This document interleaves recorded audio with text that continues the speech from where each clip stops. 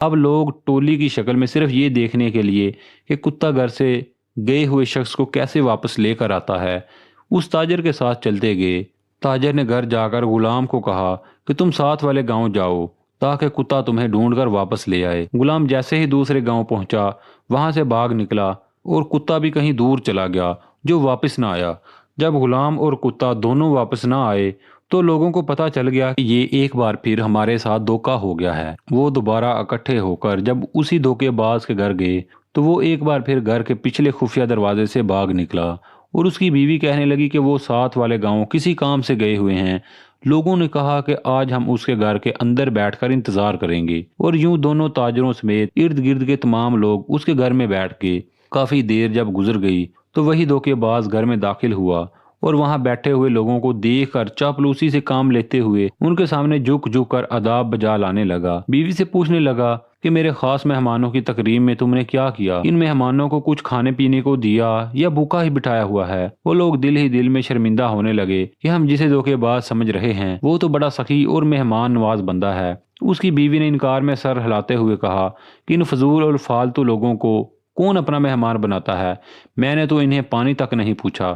یہ سن کر وہ شخص غصے میں پاگل ہو گیا اور جیب سے ایک خنجر نکال کر بیوی کے پیٹ میں گھونپ دیا۔ فوراً لہو بہہ نکلا اور اس کی بیوی لہرا کر نیچے فرش پر گر پڑی۔ وہاں سے بیٹھے ہوئے لوگ اسے برا بھلا کہنے لگے کہ ہمارے پیسوں کو تو رہنے دو، لیکن ہمارے لیے اپنی بیوی کو قتل کرنا کہاں کی دانش مندی ہے؟ وہ چلاک اور دھوکے باز کہنے لگا آپ لوگ فکر نہ کرو، یہ ہمارا روزانہ کا کام ہے۔ میں اسے غصے میں آ کر قتل کر دیتا ہوں تو دوبارہ اسے سینگ سے زندہ بھی کر دیتا ہوں۔ یہ کہتے ہوئے اس نے دیوار پر ٹنگے ہوئے کسی جانور کے بڑے سے سینگ کی طرف اشارہ کیا۔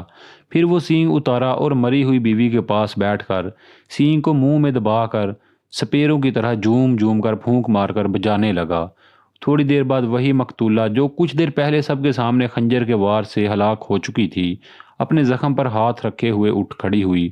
تمام لوگ حیرت زدہ رہ گئے اور ایک بار پھر وہ سب یہ بات بھول کر کہ یہاں کیوں آئے ہیں اس سینگ کو خریدنے کے در پہ ہو گئے۔ دھوکے باز نے بولی بڑھانے کی خاطر کہنا شروع کر دیا کہ یہ طلسماتی سینگ پوری دنیا میں ایک ہی ہے جو صرف میرے پاس ہے اور میں اسے کسی بھی قیمت پر فروخت نہیں کروں گا۔